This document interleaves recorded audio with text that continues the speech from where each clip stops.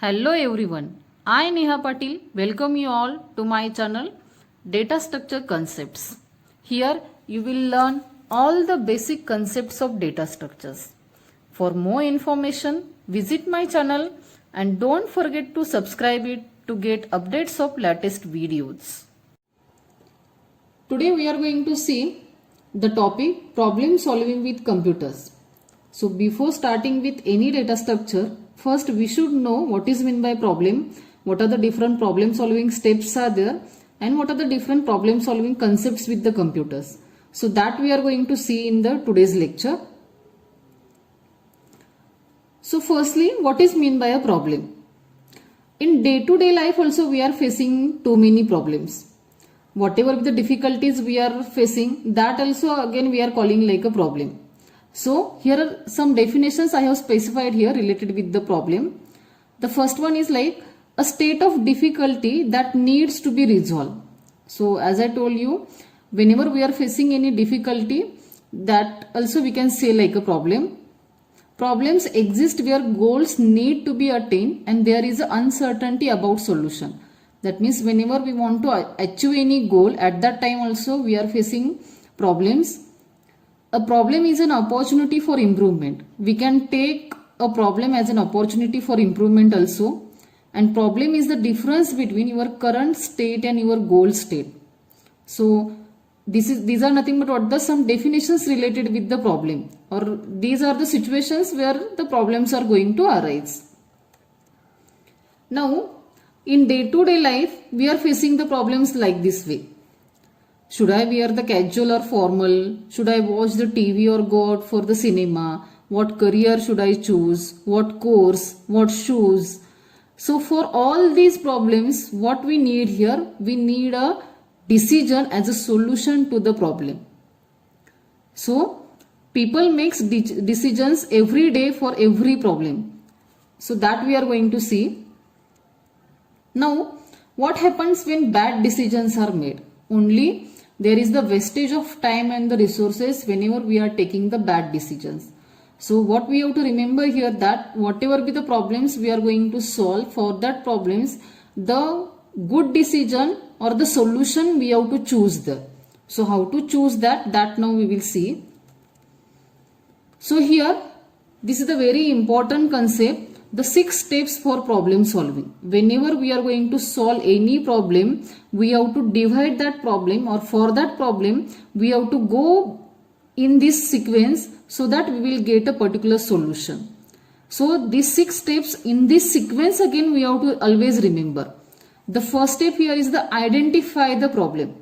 So identification is nothing but what? We have to select the problem statement and we have to analyze it, what we want to actually do in that problem statement. Like suppose I want to do the addition of the 2 numbers there. So this is what the identification is there. I want to do the addition of 2 numbers there. Then second step is the understand the problem. So understand the problem is nothing but what? Now whatever problem statement we have selected in the first step, for related with that problem statement we have to collect the information in the second step here. So that means in deep we have to study that problem statement. Then the third one, identify the alternative ways to solve the problem. That means whatever be the problem we have identified and we have understood, to that problem what are the different methods are there, what are the different alternatives are there, that all we have to identify. Then the fourth step, select the best way to solve the problem from the list of alternative solutions. So now in this fourth step, whatever the different solutions we get in this third step, out of this whatever be the best way is there, that we have to select. So for this selection of this best way, again we have to apply the different strategies there. Then the next fifth step is list the instructions that enable you to solve the problem using the selected solution. So that means in the fifth step what we have to do here, whatever is the best solution or the best way we have choose here, related with that way we have to write down, or we have to list out the instructions. That means here actually the algorithm comes. So that means we have to write the algorithm for that particular solution. And the last step is evaluate the solution. So whatever be the algorithm we have designed here in this fifth step, by using that algorithm we have to write the code, we have to execute the code, and we have to evaluate the solution. That means whether that solution is correct or not, that we have to analyze here. So these are the 6 steps always we have to remember with the problem solving concept, and this is the sequence again we have to always remember. The first step should be always identify the problem, second should be the understanding the problem, in the third step we have to find out the alternative ways to solve that problem, in the fourth step we have to choose the best way among these alternative solutions, in the fifth step we have to list out the instructions or we have to write the algorithm, and in the last step we have to evaluate the solutions. So this sequence again always you have to remember. Now what type of problems are there?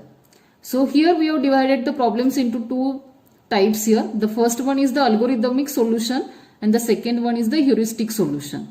So algorithmic solution is nothing but what? The solution can be reached by completing action in step. As algorithm is nothing but what? It is a set of instructions. So we have to follow that instructions and automatically we will get the solution at the end. So this is what the algorithmic solution is there. But in case of the heuristic solution, this solution requires reasoning built on the knowledge and experience, a process of trial and error. So here there is no standard way is there. Depending on the human knowledge and the experience and also in the trial and error basis, we are going to find out the solutions here. So this is what the second way is there, that is called like the heuristic solutions. So here you will see the graphically here. So here this is what the algorithmic solution and this is what the heuristic solution. So if you see here, for the algorithmic solution, if I want to make a suppose cup of coffee, then there are the standard sequences there, standard steps are there. We have to follow that steps, then we will get our cup of coffee ready.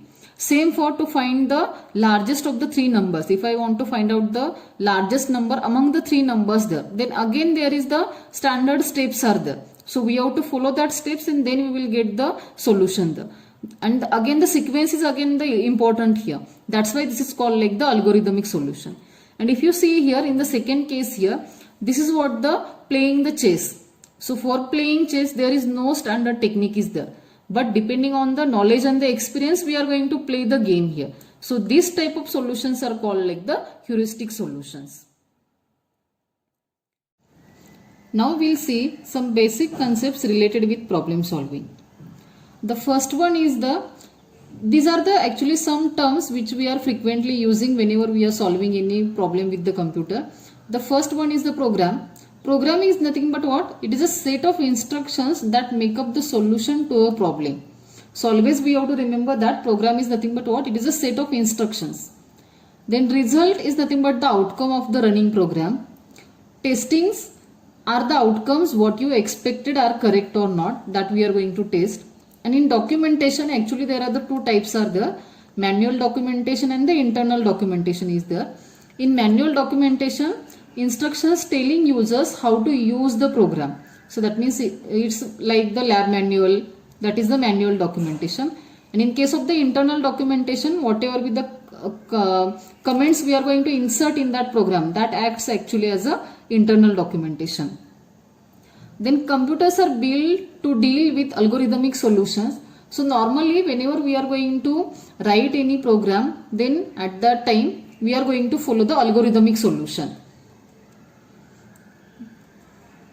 So these are some basic concepts normally which we are using while problem solving. The first one is nothing but the constant, variables, operators, then whatever be the hierarchy of operations, data types, equations, functions and the expressions. So now we will see one by one in detail. So constant is nothing but what? It is a variable whose value is determined when a program description is written and doesn't change from that value during the program execution. That means constant is a variable whose value we are going to define at the initially, and that is valid throughout the program execution and we are not allowed to change that value. Like here, frequently we are using, whenever we are saying like the pi, we are taking by default like the 3.14 is there. So this is nothing but what the constant is there. And constant cannot be changed after it is initially given a value. So this rule always we have to remember. Whenever we are initializing one value to the constant, then after that it will not be reinitialized. Then variable is nothing but what? It is a name location in memory for storing the data. Like whenever we are saying like the integer a, then at that time a is going to take a integer value, and suppose initially a is equal to 10, then after some time I can initialize like the a is equal to 20 also, and that's why it is called like the variable. Variables are values that can change as much as needed during the execution of the program. For example, here like mentioned city is equal to Chennai. After some time I can reinitialize like the city is equal to Pune. So this is what the variable is there. Now always while declaring the variable we have to follow some rules. So here that rules are explained. The first one is what? Variables cannot start with a number. Like here 2i is not allowed. Number we can write after the one character there, but it is not initially like the 2i. So this is not a valid. Then second, it can contain a number elsewhere. So like this way h2o. So that means here in the middle we have mentioned this number. So this is allowed, but at the initial position number is not allowed. Third one, cannot contain any arithmetic operators. That means in case whenever we are going to declare the variables, then in that variable name we can't include the arithmetic operators like plus, minus, multiplication, division. So this is also not allowed here, like r into s plus t. So this will not be a variable name. It cannot contain any other punctuation marks like hash, at, x, percentage. These marks are also not allowed there. Can contain or begin with an underscore. We can use the underscore at the end also, or at the initial position also we can use the underscore operator. It cannot be a C keyword like struct or the void. So like these keywords we can't use as a variable name. Cannot contain a space. That means whatever the variable name we want to give there, in that space should not be allowed. I am a variable. So after I am, it is not allowed the space. Continuously you can write I am variable, but you can't give the space there. And last one is what? Can be of the mixed cases. We can use the combination of the lowercase and the small case or the uppercase characters there. So this is what the variable rules are there. So these rules again always we have to remember whenever we want to declare a variable name. Now the next is what? The functions. So functions are nothing but what? These are the small set of instructions that perform specific tasks and return the values. So functions are nothing but what? Set of instructions. So normally when we are going to use the functions here, whenever we want to do any repetitive task there, then at that time instead of writing the repetitive code and instead of whatever with the, as we are going to avoid this repetition, so for that purpose we can use here the functions. So whenever we are using the functions here, the program length is going to reduce, and whatever with the time complexity is also there, that is going to increase whenever we are going to use the functions here. So functions are actually very useful in the programs there. So that is mentioned here. Specify the basic tasks that are used repeatedly in the problem statement, and thus reducing the time and improve the readability of the solution. So functions are very useful whenever we are going to solve any problem. And how to declare that functions? So function name, and here in parenthesis we have to, if we want to pass the parameters, then that variable names we have to pass here. Okay. Then the operators. So operators are nothing but what? These are the symbols that indicate some kind of action is to be performed. Like our arithmetic operators are there, or the relational operators are there, or the logical operators are there. So that are the operators are going to, we are going to use in between the operands there, and these are acting like the data connectors there within the expressions and the equations there. So operands are nothing but what? These are the data that the operator connects and the processes, like a plus b. So in this a and b, these are nothing but the operands are there, and plus is nothing but what? The operator is there. And result is nothing but what? The whatever be the answer of that equation, like a plus b, whatever the result is there, that we are going to store in the resultant variable. So these are the operators are there: subtraction, addition, multiplication, division, modulus, decrement, increment, power operator is there. These are the relational operators which we are going to use in the conditions there: less than, greater than, less than equal to, greater than equal to, not equal to. These are the logical operators, and, or, not. These are the logical operators are there. And whatever the operators we have seen related with that operators, this is the sequence or the hierarchy always we have to remember. Whenever we are going to solve the expressions or we want to evaluate the expressions, then at that time this sequence is going to matter there. So always if you remember here, functions are having always the highest priority. Then after that the power operator, after that the modulus operator, then here the at the fourth position multiplication and the division. That means both are having the same priority but less than the modulus and the power operator. Same like here, plus minus both are having the same priority but less than the multiplication and the division. Same like here the equal to, less than, greater than. These are the 6 number. Then the logical operators are like not, and or. These are the logical operators are there.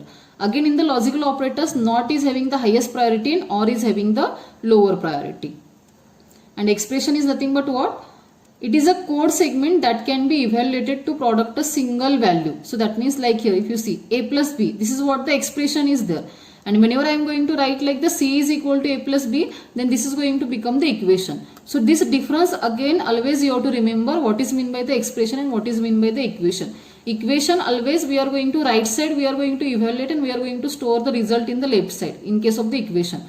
But always in case of the expression only one side is present, that is the a plus b. So this is nothing but what the expression and the equation.